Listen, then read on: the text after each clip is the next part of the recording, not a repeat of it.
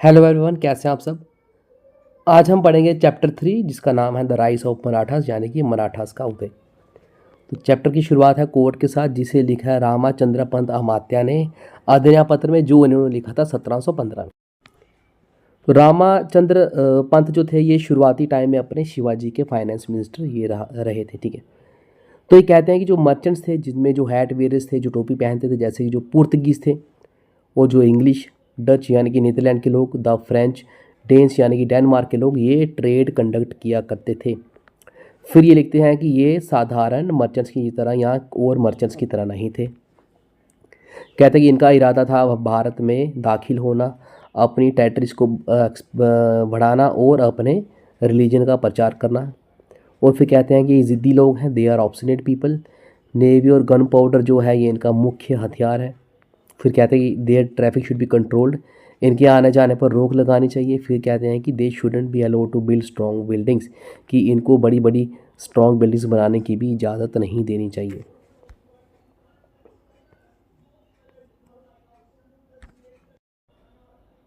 फिर है the big questions. तो चलिए क्वेश्चंस देखते हैं। तो पहला सवाल है, who were the Marathas, Marathas कौन थे। How did they manage to become the largest pan Indian power before the British took over, कि मराठास भारत में बड़ी ताकत बनने में कैसे कामयाब हुए ब्रिटिशर्स के भारत पे पूरे की पूरा कब्जा करने से पहले। अगला सवाल, what were some features of their governance, इनकी गवर्नेंस का क्या फीचर थे। What impact did the Maratha empire leave in Indian history, कि मराठा एम्पायर का भारत के इतिहास पे क्या छाप छोड़ गए। नीचे टाइमलाइन है, टाइमलाइन देखते हैं। तो सबसे पहले 1630 में शिवाजी का बर्थ होता है। उसके बाद 1646 में beginning of Chhatrapati Shivaji rule, Shivaji का रूल स्टार्ट होता है 1646 में।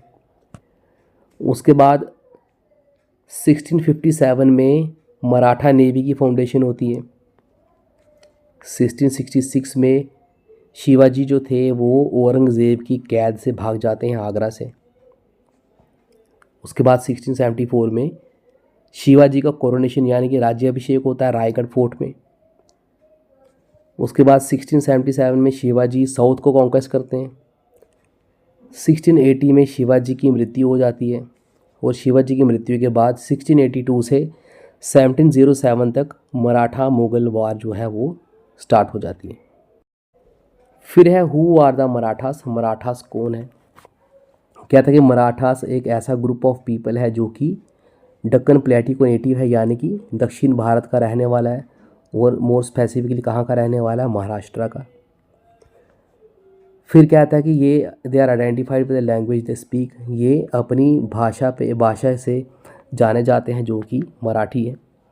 और कहता है कि जो मराठी का जो है कि वो इनका जो rich and continuous literary history रही है, कहाँ से रही है, 12वीं शताब्दी से रही है।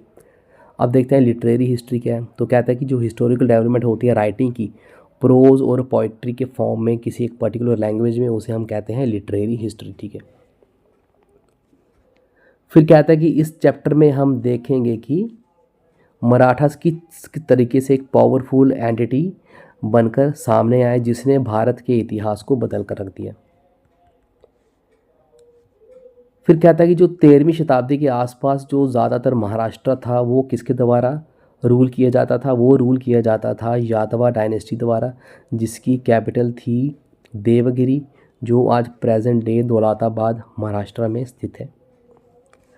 फिर है in early traditions, in early 14th century की 14वीं शताब्दी के शुरुआत में यादवा डायनेस्टी को, जो खिलजी सल्तनत थी दिल्ली की, ठीक है, उन्होंने इस डायनेस्टी को ख़त्म कर लिया यानी कि ओवरकम कर दिया। फिर कहते हैं कि इन सब पॉलिटिकल चेंजेस के बीच में जो कल्चरल ट्रेडिशंस थे वो जारी रहे, पर्टिकुलरली जो भक्ति से जुड़े हुए थे कल्चरल ट्रेडिशंस वो जारी रहे। फिर कहते हैं कि 7वीं और 17वीं शताब्दी के दौरान स्पिरिचुअल अपलिफ्टमेंट के लिए जो सेंट्स थे और जो सीकर्स थे अलग अलग पार्ट्स ऑफ इंडिया से जो थे, वो उन्होंने क्या प्रेफर किया, भक्ति का पाथ प्रेफर किया, मेयरली टू एक्सटर्नल रिचुअलिज्म, यानी कि बाहरी भक्ति, बाहरी पूजा पाठ ये लोग किया करते थे। तो कहता है जो ये सेंट्स थे ये अलग अलग डाइवर्स सेक्शन ऑफ सोसाइटी से बिलोंग करते थे। इन्होंने डिवोशनल सॉन्ग कंपोज किए, पोइट्री कंपोज की, जो कि लोकल्स की लैंग्वेज उनकी मासीस तक पहुँचे, इनकी पोइट्रीज उस लैंग्वेज में इन्होंने कंपोज किए और जिसने इनके मैसेज को दूर दूर तक फैलाने में मदद की। उसके बाद क्या था कि महाराष्ट्र में बहुत सारे सेंट्स थे, जैसे कि दयानेश्वर, नामदेव, तुकाराम, रामदास। इन्होंने बहुत ज़्यादा पॉपुलैरिटी गेन की इस दौरान, भक्ति मूवमेंट के दौरान। फिर कहा कि इन्होंने मदद की, जो इम्पोर्टेंट टेक्स्ट थे उपनिषद और भगवत गीता, इसको मराठी में ट्रांसलेट करने में इन्होंने मदद की, और जिससे कि जो ये इनकी फ़िलॉसफी थी ये लोगों तक एसेसिबल हो गई, यानी कि ईज़िली पहुंच गई। फिर कह रहे कुछ जो उन्होंने फोकस किया सोशल ऑर्गेनाइजेशन पे और पॉलिटिकल अवेयरनेस पे, सिमिलर टू सिख गुरुज। तो इसका नतीजा क्या हुआ, सोसाइटी ने एक सॉलिड कल्चरल फाउंडेशन जो थी वो एक्वायर कर ली, जिसने बाद में मराठास को हेल्प किया एक पॉलिटिकल पावर के रूप में ऑर्गेनाइज करने के लिए। फिर है कि 17वीं शताब्दी में क्या था कि जो मराठा चीफ्स थे उन्होंने कुछ अटेम्प्ट्स किए, कुछ उन्होंने कोशिश की कि वो सोवरजिनिटी एस्टैब्लिश करें, लेकिन वो अनसक्सेसफुल रहे जब तक कि शिवाजी पावर में नहीं आए और जब तक कि उन्होंने मराठास को एक साथ नहीं लाया। फिर पूछता है बट हु वाज शिवाजी, कि शिवाजी कौन थे। तो चलिए आगे देखते हैं। Foundation of Maratha power and the rise of Chhatrapati Shivaji. तो कहते हैं कि 1630 में शिवाजी का जन्म होता है भोंसले क्लैन में, और इनके पिताजी शाहजी थे और माताजी थी जीजाबाई। तो इस टाइम पे शाहजी जो थे वो दक्कन सल्तनत जो थी वहाँ पर ये सर्व करते थे, और ज़्यादातर ये फैमिली से दूर ही रहते थे। इस दौरान इनकी जागीर थी जो पुणे में, छत्रपति वहाँ पर रहते थे, वहाँ पर बड़े हुए अपनी माताजी के साथ और कुछ ट्रस्टेड ऑफिशियल्स के साथ। वहाँ पर इन्होंने कुछ वैल्यूज़ और अच्छी तालीम इन्होंने हासिल की। तो अब जागीर क्या वो देख लेते हैं। तो कहता है कि जागीर एक पीस ऑफ लैंड था जो कि राजा द्वारा या किसी रूलर द्वारा एक नोबल को दिया जाता था, एज ए रिवॉर्ड उसकी सर्विस के लिए दिया जाता था। और कहता है कि जो पर्सन जो जागीर हासिल करता था वो वहाँ से टैक्स कलेक्ट करता था, और उस टैक्स कलेक्ट करने से जो पैसा उसको आता था वो क्या करता था, अपनी नीड्स को और कुछ हिस्सा उसका राजा को वो देता था। तो ये था जागीर। फिर कह रहा है कि इस दौरान क्या था, जब शिवाजी पैदा हुए थे उस दौरान पुणे जो था वो काफ़ी ज़्यादा लगातार फाइटिंग्स होती थी दक्कन सल्तान्स के बीच में, जिनमें मराठा सर्व करते थे। तो प्रभावित रहता था पुणे का रीजन, और काफ़ी सारी लोगों को मुश्किलें का सामना वहाँ पर करना पड़ता था। फिर कहते हैं कि जब शिवाजी सिर्फ 16 साल के थे, इन्होंने मिलिट्री एक कैंपेन लॉन्च किया, और सबसे पहले इन्होंने क्या किया, जो पुणे के खाली पड़े फोर्ट्स थे पुणे के रीजन के, उनको इन्होंने कैप्चर किया, ठीक है। और सबसे पहले उन्होंने अपना स्ट्रेंथ को डिफेंस था उसको उन्होंने स्ट्रॉन्ग किया, पुणे के जो खाली पड़े फोर्ट्स कैप्चर करके। फिर इनका विजन था सोवरेन किंगडम का, यानी कि स्वराज्य का, और ये धीरे धीरे हर साल बढ़ता गया। इनकी एक्सटेंडिंग टू कि इनको पॉलिटिकल पावर, इकोनॉमिक और कल्चरल एस्पेक्ट जो था ये धीरे धीरे इनका बढ़ता गया, जो हम धीरे धीरे इस चैप्टर में आगे एक्सप्लोर करने वाले हैं। फिर है शिवाजी का जो राज्य था वो बहुत जल्द इंडिया की जो वेस्ट कोस्ट थी, ठीक है, वहाँ पर फैल गया, और वहाँ के रिसोर्सिस को इन्होंने सिक्योरिटी देने के लिए नेवी की इनको ज़रूरत महसूस हुई, और इन्होंने नेवी बनाने की सोची। तो कहता है कि एक रेवोल्यूशनरी स्टेप था उस टाइम। तो कह रहा बाय कंपैरिजन जो बीजापुर सल्तनत थी जिसको रूल की करता था, आदिल शाह डायनेस्टी रूल करती थी, उनके पास कुछ मर्चेंट शिप्स थी, बट उनके पास फुल टाइम नेवल फोर्स नहीं थी जो कि कोस्ट को प्रोटेक्ट कर सके। कह रहा है कि यहाँ तक कि मुग़ल एम्पायर जो भी थी उसकी नेवी थी, बट वो बहुत लिमिटेड थी उसके पास। तो कह रहा था कि तब जो मराठा नेवी था उसका जन्म हुआ, और जिसकी वीर गाथाएँ एक लेजेंडरी बनकर रह गई, ठीक है। आज तक वो उनकी जो है वीर गाथाएँ बताई जाती हैं। तो फिर कहता है कि अपने लोगों को ताकतवर दुश्मनों से बचाने के लिए छत्रपति शिवाजी ने गुरिल्ला टैक्टिक वारफेयर का इस्तेमाल किया, ठीक है। और इसमें क्या था कि छोटे छोटे ग्रुप्स का इस्तेमाल किया जाता था, एक फोकस्ड वे में, विद स्पीड और सरप्राइज अटैक किया करते थे, और इनके पास टेरेन की नॉलेज होती थी जिसका इस्तेमाल करके ये बड़ी बड़ी आर्मीज़ को हराया करते थे।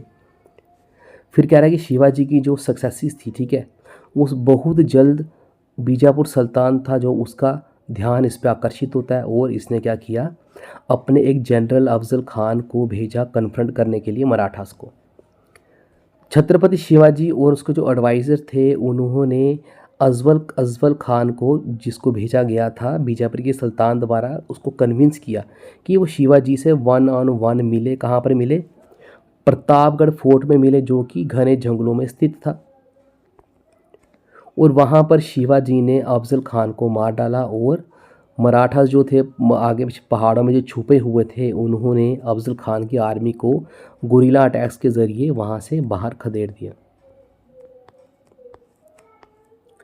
तो फिर है वाघनख। अब इस वाघनख का इस्तेमाल करके, जिसे टाइगर क्लॉ भी कहा जाता है, इसका इस्तेमाल करके छत्रपति शिवाजी ने अफजल खान को मारने में कामयाब हुए। उसके बाद है सून आफ्टर, उसके बाद क्या हुआ? मुगल नोबलमैन था एक, जिसका नाम था शाइस्ता खान। उसने छत्रपति शिवाजी की टेरिटरीज को इन्वेड किया, 3 साल तक इन्वेड करता रहा बहुत बड़ी आर्मी के साथ।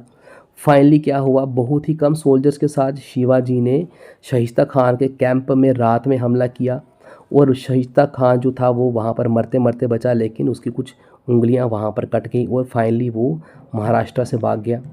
अब कहा जाता है कि जो ये डेयरिंग अटैम्प्ट था, इसको बोला गया है मॉडर्न डे सर्जिकल स्ट्राइक। अब सर्जिकल स्ट्राइक क्या होता है? ये एक मिलिट्री अटैक होता है जिसका मकसद होता है एक पर्टिकुलर स्पेसिफिक टारगेट पे को डैमेज करना, और ताकि मिनिमल डैमेज हो लोगों को और इंफ्रास्ट्रक्चर को। ठीक है, ये होता है सर्जिकल स्ट्राइक। फिर कह रहे हैं कि as a retaliatory action for 3 year long wave of attacks, Chhatrapati ने शिवाजी ने क्या किया? सूरत पे अटैक किया, जो कि वेल्दी पोर्ट था मुगल एम्पायर के अंडर। तो वहाँ से छत्रपति शिवाजी को बहुत ज़्यादा तादाद में ट्रेजर मिला, जिसकी कीमत थी तकरीबन उस टाइम में 1 करोड़ रुपीज़। ठीक है, तो कह रहा हाउएवर वो बहुत ज़्यादा केयरफुल थे इन अटैक्स के दौरान कि वो रिलीजियस प्लेसेस पे अटैक ना करें।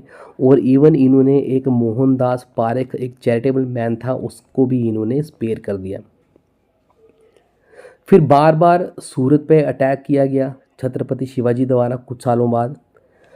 फिर इनके ये जो इवेंट्स थे इतने फेमस हो गए कि लंदन गैजेट जो इंग्लिश न्यूज़पेपर है उसमें भी इनकी चर्चा की गई। और शिवाजी महाराज ने यूरोपियन डिप्लोमेटिक एजेंट जो सूरत में थे उनको इन्होंने लिखा, क्या लिखा? उनसे इन्होंने डिमांड की कि ये इमीडिएट प्रेजेंस ऑफ मनी इनको दें, और जो नाकामयाब रहेगा ये सब देने में, और दोबारा आएंगे और दोबारा सूरत पे ये अटैक करेंगे। तो कहते हैं कि बार बार सूरत पे अटैक करना एक बहुत बड़ी इंसल्ट थी, किस पे? मुग़ल एम्पायर पे। उस दौरान मुग़ल एम्पायर का जो शासक था वो औरंगज़ेब था। औरंगज़ेब ने क्या किया? जय सिंह को भेजा, ठीक है, जो एक राजपूत जनरल था, छत्रपति शिवाजी को हराने के लिए। ठीक है, तो कह रहा है कि छत्रपति शिवाजी आखिर में हार गए पुरंदर फोर्ट में। ठीक है, और उनको एक समझौता करना पड़ा जय सिंह के साथ, और उस समझौते के तहत इनको अपनी टेरिटरीज़ का कुछ पार्ट मुगल्स को देना पड़ा। और ये भी उनको वहाँ पर लिखा था कि ट्रीटी में ये भी था कि उनका जो बेटा था सांबजी, उनको भी मुग़ल में सर्विस उनको मुगल्स में देनी पड़ेगी। तो उसके बाद छत्रपति शिवाजी को जय सिंह ने परसुएट किया, मना लिया कि वो आगरा में मुग़ल कोर्ट में जाएं और औरंगज़ेब से मिले। और जब ये औरंगज़ेब से मिलते हैं तो औरंगज़ेब ने क्या किया? शिवाजी को एक जनरल के सामने लाकर खड़ा कर दिया, जिस जनरल को ऑलरेडी शिवाजी हरा चुका था। तो शिवाजी ने काफ़ी इंसल्ट फील की और वहाँ से शिवाजी कोर्ट से जो थे वो गुस्से में निकल गए। और उसके बाद औरंगज़ेब ने क्या किया? शिवाजी को हाउस अरेस्ट कर लिया आगरा में ही। तो शिवाजी ने इस हाउस अरेस्ट से बचने के लिए एक स्ट्रेटजी बनाई। इन्होंने क्या किया? ये गिफ्ट्स डिस्ट्रीब्यूट, इन्होंने गिफ्ट्स देना शुरू कर दिया। किनको? होली मैन और जो मुग़ल जनरल्स थे उनको इन्होंने गिफ्ट देना शुरू कर दिया। और गिफ्ट्स में हुआ क्या करता था? अक्सर इसमें फ्रूट्स हुआ करते थे, फल और मिठाइयाँ हुआ करती थी, जो कि बड़ी बड़ी बास्केट्स में पैक करके लाई जाती थी। तो शुरुआत में तो जो गार्ड्स थे वो चेक किया करते थे इन बास्केट्स को, लेकिन बहुत जल्द इन्होंने उनको चेकिंग करना भी छोड़ दिया। तो शिवाजी यही एक्सपेक्ट कर रहे थे। तो जब उन्होंने चेकिंग करना बंद कर दी तो शिवाजी और उनके बेटे सांबजी जो थे वो इन बास्केट्स में छुपकर आगरा फोर्ट से भागने में कामयाब हो गए। और उसके बाद औरंगज़ेब कभी भी शिवाजी को पकड़ने में कामयाब नहीं हुआ। तो ये सब हुआ था 1666 में, ठीक है। वहाँ तब शिवाजी वहाँ से भागे थे। तो कुछ सालों बाद 1674 में छत्रपति शिवाजी को कोरोनेट किया गया वैदिक राइट्स के तहत। कहाँ पर कोरोनेट किया गया? उनका स्ट्रॉन्ग फोर्ट्रेस जो रायगढ़ में है, महाराष्ट्र में, वहाँ पर इनको कोरोनेट किया गया और वहाँ पर इनको टाइटल दिया गया श्री राजा शिवा छत्रपति। और जो कुछ पास्ट रूलर की तरह ही इनको एक टाइटल दिया गया। तो उसके बाद इन्होंने अपना खुद का एरा स्टार्ट किया, द राज्य अभिषेका शाका, ठीक है। तो कहता है कि इसके बाद शिवाजी ने अपने साउथ कॉन्क्वेस्ट शुरू कर दिए और इनको दक्षिण दिग्विजय का भी, और जिसको बोला गया दक्षिण दिग्विजय, जो साउथ कॉन्क्वेस्ट था छत्रपति शिवाजी का। तो यहाँ पर इन्होंने काफ़ी इम्पॉर्टेंट और जो इल डिफेंडेड रीजन थे, जो कि प्रेजेंट डे नॉर्थ तमिलनाडु और कर्नाटका के हिस्सा हैं, वहाँ पर इन्होंने अटैक किया और उन हिस्सों को मराठा अंपायर में इन्होंने जोड़ा। तो कहता है कि साउथर्न एक्सटेंशन जो था वो बाद में मराठास के लिए काफ़ी स्ट्रेटेजिक डेप्थ मुग़ल इन्वेजन के अगेंस्ट इनको प्रोवाइड की उसने। फिर क्या था कि साउथ में छत्रपति शिवाजी ने जो डच थे, जो नीदरलैंड के लोग थे, उनको स्लेव ट्रेड करने से रोका। उस टाइम पे क्या होता था, जो यूरोपियंस थे वो क्या करते थे, इंडियंस को कैप्चर करते थे और एज ए स्लेव उनको बाहर बेचते थे, क्योंकि उस टाइम पे उनको रोकने वाला कोई नहीं था जब तक शिवाजी ने दखलंदाजी नहीं की। तो इस मैप में आप देख सकते हैं कि शिवाजी का जो था वो राज्य कहाँ कहाँ तक इन्होंने फैला रखा था। ये वेस्ट कोस्ट ऑफ महाराष्ट्र, यहाँ पर शिवाजी का राज्य था, और ये कर्नाटका कुछ हिस्सा, और ये नॉर्दर्न तमिलनाडु का हिस्सा, जहाँ पर जिंजी फोर्ट इन्होंने, जिंजी में भी इनका एक फोर्ट हुआ करता था। उसके बाद है, कुछ लोग क्लेम करते हैं कि शिवाजी जो थे वो महज 50 साल की उम्र में उनकी मृत्यु हो गई। शिवाजी जो थे मास्टर स्ट्रेटजिस्ट थे और ट्रू विजनरी थे। अपने लाइफ टाइम के दौरान इनकी जो गाथाएं हैं वो पूरे इंडिया में और उसके बियॉन्ड भी बहुत ज़्यादा फेमस है। यूरोपियंस ने शिवाजी को एंशियंट जनरल जैसे कि अलेक्जेंडर से कंपेयर किया। तो एक बुंदेला प्रिंस था 17 साल, ये इतने इंस्पायर हुए छत्रपति शिवाजी की स्ट्रगल जो मुगल्स के अगेंस्ट थी, इतने इंस्पायर हुए कि इस राजा ने 17 साल ने अपना एक छोटा इंडिपेंडेंट किंगडम बनाने में कामयाब हो गया। कहाँ पर? बुंदेलखंड में, जो आज महाराष्ट्र, जो आज उत्तर प्रदेश और मध्य प्रदेश का कुछ हिस्सा है, वो है बुंदेलखंड। फिर कहता है कि फेमस पोइट था भूषण, वो भी शिवाजी महाराज से मिलने स्पेशली महाराष्ट्र गया और शिवाजी की प्रेज़ में इन्होंने कुछ पोएम्स लिखी जो आज भी फेमस हैं। फिर है शिवाजी के बाद मराठास का क्या हुआ, मराठास आफ्टर छत्रपति शिवाजी। तो शिवाजी के दो बेटे थे, एक का नाम था सांबजी, दूसरे का नाम था राजा राम। तो शिवाजी की मृत्यु के बाद सांबजी जो थे वो छत्रपति बने। मराठास जो थे वो एक मात्र ऑब्स्टैकल थी मुगल्स को दक्कन में उस टाइम पे। तो औरंगज़ेब ने सबसे पहले क्या किया, जो दक्कन के किंगडम थे बीजापुर और गोलकोंडा, जो कि महाराष्ट्र में ही है, पहले औरंगज़ेब ने उनको कॉन्कर किया। फिर सांबजी को उसने कैप्चर किया धोखे से और उनको टॉर्चर करता रहा और लास्ट में उसने उनको मार डाला। आफ्टर दिस औरंगज़ेब ने क्या किया, मराठास की जो कैपिटल थी रायगढ़, जहाँ पर छत्रपति शिवाजी का कोरोनेशन हुआ था, उसको इसने कैप्चर कर लिया। फिर है after Sambhaji Rajaram become the Chhatrapati. Rajaram जो थे उसके सांबजी के जो भाई थे वो छत्रपति बने और वो जिंजी बाग गए। क्यों जिंजी बाग गए? क्योंकि रायगढ़ तो कैप्चर कर लिया था औरंगज़ेब ने, तो ये जिंजी बाग गए कहाँ पर? तमिलनाडु में। और फिर इस तरीके से जो मुग़ल मराठा कॉन्फ्लिक्ट था वो साउथ इंडिया तक फैल गया, क्योंकि औरंगज़ेब अब राजा राम के पीछे पड़ गया था। और राजा राम कहाँ भाग गया था? जिंजी, जो कि तमिलनाडु में है। फिर क्या था कि मराठास ने बहुत बहादुरी से अपने बचे हुए फोर्ट्रेसेस जो थे उनको उन्होंने डिफेंड किया और बहुत हद तक वो मुगल्स के ऊपर भारी रहे, कुछ छोटी मोटी झड़पों में और बैटल्स में। तो क्या था कि औरंगज़ेब इस तरीके से इतना इन्वॉल्व हो गया मराठास के साथ कि वो कभी भी दक्कन नहीं छोड़ पाया और आखिर के 27 साल औरंगज़ेब ने दक्कन इंडिया में बिताए और वो वहीं पर बेचारा मर गया विदाउट सक्सीडिंग, और वो बिल्कुल भी सक्सीड नहीं हुआ मराठास को सबड्यू करने में।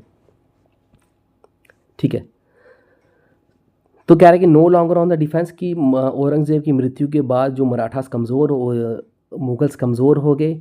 और तब मराठास को किसने लीड किया? ताराबाई राजाराम की जो बीवी थी, यानी कि जो क्वीन थी राजाराम की, उसने लीड किया मराठास को। और उन्होंने large scale inroads into Mughal territories, काफ़ी अंदर तक इन्होंने, काफ़ी बड़े पैमाने पे मुगल टेरिटरीज को इन्होंने कैप्चर कर लिया, ठीक है।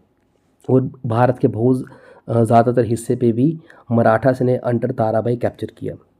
तो कह रहे कि इस रैपिड एक्सपेंशन के दौरान जो मराठास थे इनके अंदर कुछ स्ट्रक्चरल ट्रांसफॉर्मेशन हुए, वो देखते हैं क्या है। तो कहते हैं कि जो सेंट्रलाइज स्टेट जो छत्रपति शिवाजी ने अपने टाइम पे बनाई थी, ठीक है, और वो अब क्या हो गई, डिसेंट्रलाइज हो गई। तो कह रहा है कि स्टिल क्या था, nominally creative centre of the Chhatrapati, जो कि जब छत्रपति शिवाजी ने जो अपनी एडमिनिस्ट्रेशन बनाई थी, ज़्यादातर पावर्स किसके पास थी? छत्रपति के अंडर होती हुआ करती थी। क्या हुआ कि कह रहा है but with in the chiefs building more power, जब ये डिसेंट्रलाइज्ड होगी शिवाजी की मृत्यु के बाद, तो जो चीफ्स थे मराठास उनके पास ज़्यादा पावर्स आ गई। किसके पास ज़्यादा पावर आ गई? इन पर्टिकुलर पेशवा जो प्राइम मिनिस्टर था उसके पास ज़्यादा पावर आ गई। और ज़्यादा इन्फ्लुएंस किसका रह गया? प्राइम मिनिस्टर का। छत्रपति का जो था उसका इन्फ्लुएंस कम रह गया। फिर कह रहे हैं इन पर्टिकुलर जो पेशवा बाजीराव वन और उसका बेटा नाना साहब जो थे, उनके अंडर मराठास जो थे वो, उन्होंने पूरे इंडिया में अपना एक्सपेंशन किया।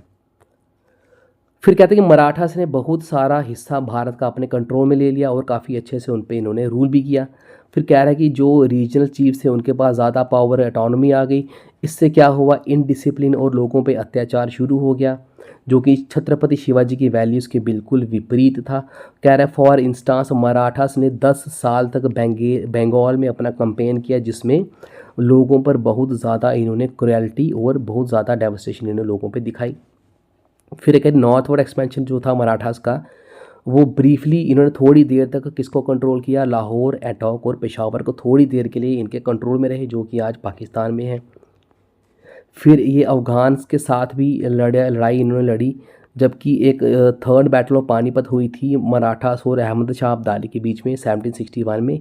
इनमें बहुत भारी नुकसान मराठास को उठाना पड़ा था, इसमें हार गए थे मराठास, लेकिन बहुत जल्द मराठास जो थे माधवराव वन के अंडर दोबारा से इन्होंने अपनी पावर को रिकवर किया।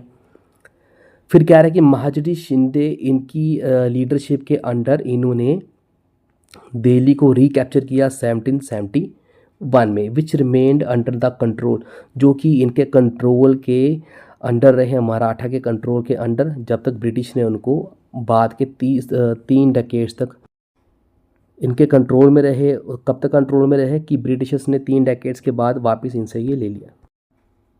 तो 3 डेकेड्स मीनिंग 30 साल। तो कह रहे कि 18वीं शताब्दी के लेटर हाफ में क्या हुआ, जो चीफ राइवल थे ब्रिटिशर्स के, वो कौन बन गए? मराठास बन गए।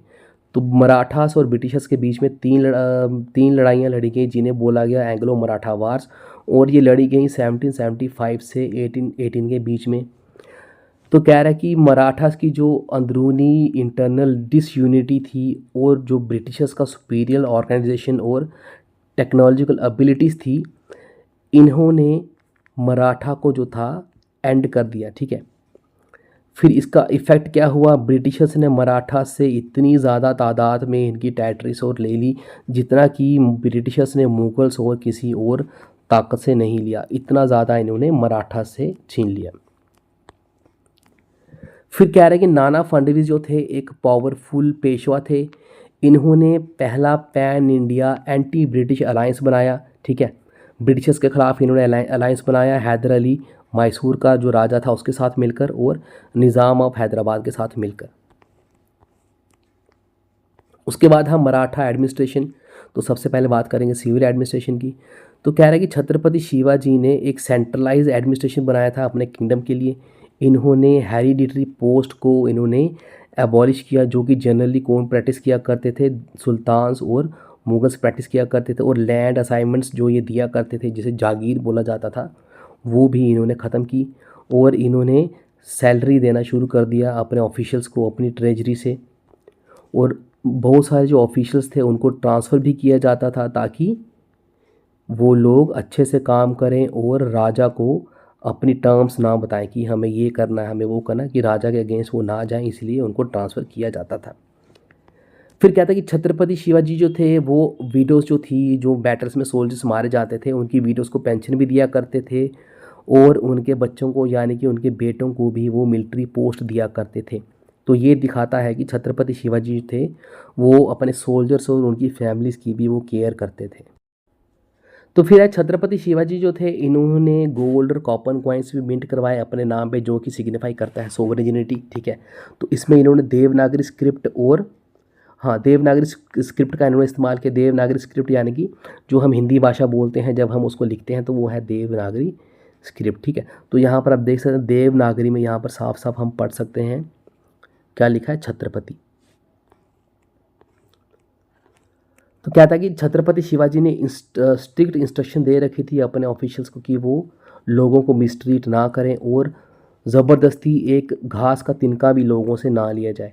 तो उनमें से ही कुछ एक लेटर छत्रपति शिवाजी का, वो क्या कहता है, वो कहता है कि नेवी बनाने के लिए हमें लकड़ियाँ चाहिए, पर्टिकुलर टीक की लकड़ी चाहिए।